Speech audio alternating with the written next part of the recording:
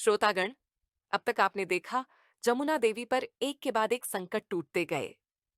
पहले देवर श्याम बिहारी की पत्नी किशोरी और बेटी कुमकुम की दर्दनाक मौत, फिर सासू मां की गंभीर बीमारी, और इन्हीं हालातों में देवर और पति रामदेव मजबूरी में दुष्ट और कपटी जगन्नाथ कोठारी के जाल में फंसते चले गए। अब सवाल यह है, क्या जमुना देवी अपने परिवार को जगन्नाथ कोठारी के चंगुल से बचा पाएगी? देखिए आगे की रोमांचक कड़ी, जमुना देवी, एक संवेदनशील और संघर्षमय कथा, सिर्फ हमारे इस माध्यम पर। रात का समय, सुनसान गली में अंधेरा पसरा हुआ है। कहीं कहीं हल्की सी पीली स्ट्रीट लाइट झिलमिला रही है।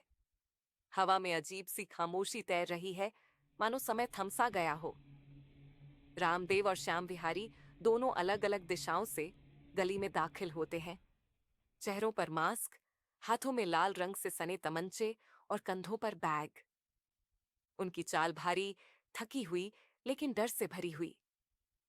बार बार वे इधर उधर झांकते हैं, कहीं कोई देख तो नहीं रहा। ठंडी हवा के बावजूद उनके माथे से पसीना टपक रहा है।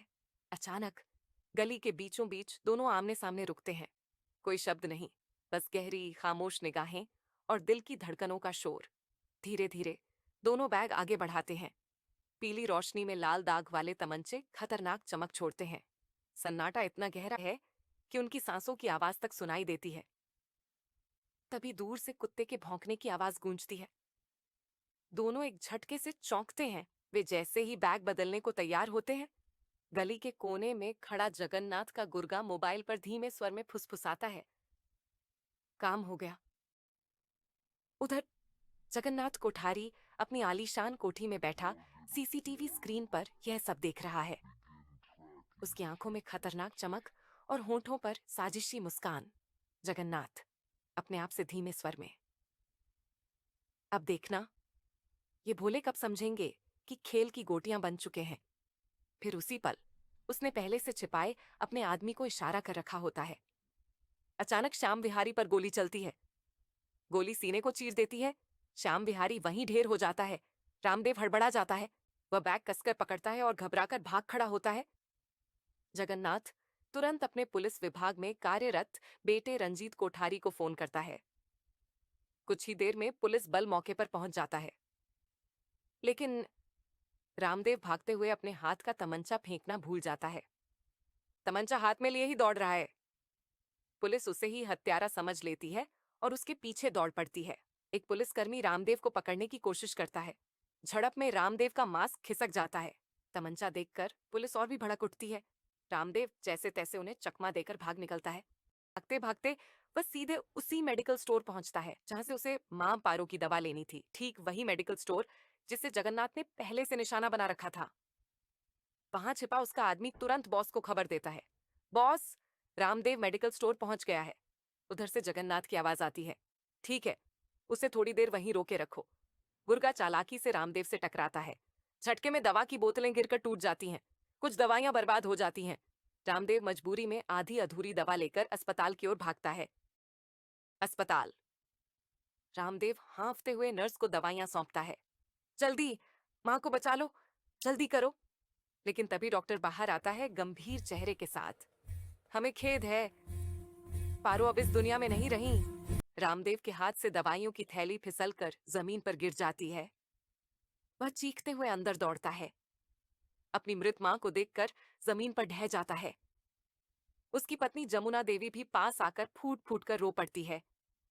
गम और बेबसी की चीखों से अस्पताल का सन्नाटा टूट जाता है। उधर जगन्नाथ कोठारी का आदमी, जो दवा लेते समय रामदेव से टकराया था, दूसरी दवा लेकर चुपके चुपके उसके पीछे पीछे आता है। लेकिन जब तक वह पहुंचता है, रामदेव की मां पारो अंतिम सांस ले चुकी होती है। यह देखकर वह आदमी तुरंत जगन्नाथ को खबर देता। बॉस, यहां तो रामदेव और श्याम विहारी की मां मर चुकी हैं। थोड़ी ही देर में पुलिस पहुंचती है और मृत पारो के पास बैठे रामदेव को पकड़ लेती है। तभी मृतक श्याम विहारी की भाभी और रामदेव की पत्नी जमुना देवी घबराई हुई पुलिस से पूछती हैं, मेरे पति को क्यों पकड़ रहे हो? उसने क्या किया है? पुलिस वाला अपने फोन में रिकॉर्ड किया हुआ मृतक श्याम बिहारी की हत्या का फोटो दिखाता है। फोटो देखते ही जमुना देवी सन्न रह जाती है। पहले तो वह हैरानी से पति रामदेव की ओर देखती है, मानो उसके मुंह से सच्चाई सुनना चाहती हो। रामदेव, ये सच नहीं है ना? तुमने अपने भाई के साथ ऐसा नहीं किया होगा। रामदेव हकबकाकर रोते हुए कहता है, नहीं जमुना, मैं कसम खाता हूं, मैंने भाई की हत्या नहीं की। ये सब जाल है, मेरे खिलाफ साजिश है। जमुना देवी उसकी आंखों में सच्चाई खोजने लगती है, पर तभी पुलिस सख्ती से बीच में टोक देती है। बहुत हो गया, अदालत में बोलना ये सब। पुलिस का कठोर स्वर और फोटो का स्पष्ट सबूत जमुना देवी का विश्वास डगमगा देता है। गुस्से और सदमे में भरकर वह रोते रोते रामदेव को धक्का देती है। अगर तुम निर्दोष हो तो ऐसा सबूत क्यों है? तुमने ही मेरा सब कुछ उजाड़ दिया। रामदेव सफाई देने की कोशिश करता है। जमुना, मेरी बात सुनो, मैं बेगुनाह हूं। लेकिन पुलिस उसे हथकड़ी डालकर जबरदस्ती चौकी ले जाने लगी। रामदेव पीछे मुड़कर आंसुओं से भरी आंखों से जमुना देवी को देखता है। जमुना, मेरी बात मानो, मैंने भाई की हत्या नहीं की। मैं निर्दोष हूं, तुम्हें ही मुझ पर यकीन करना होगा। जमुना देवी कुछ कदम आगे बढ़ती है। उसका दिल चाह रहा होता है कि वह पति की सफाई सुने, लेकिन उसी पल पुलिस वाला जोर से धक्का देकर रामदेव को गाड़ी में बैठा देता है। जमुना देवी वहीं ठिठक जाती है। उसकी आंखों में आंसू तैर रहे हैं, होंठ कांप रहे हैं। वह बुदबुदाती है, अगर ये सच कह रहा है तो, अगर वाकई किसी ने इसे फंसाया है तो। पर अगले ही पल उसके दिमाग में श्याम विहारी की लाश और पुलिस के फोन में देखा हुआ फोटो घूम जाता है। गुस्से से भरकर वह जमीन पर बैठकर चीत्कार करती है, हे भगवान, सच क्या है? मेरा पति गुनहगार है या निर्दोष? उसका मन द्वंद्व में फंस जाता है। एक तरफ पति के प्रति वर्षों का विश्वास और प्रेम, दूसरी तरफ सबूत और हालात। रामदेव पुलिस की गाड़ी से झुककर आखिरी बार पुकारता है, जमुना, बस तू मुझ पर भरोसा मत खोना, मैं बेगुनाह हूं। गाड़ी अस्पताल से दूर चली जाती है।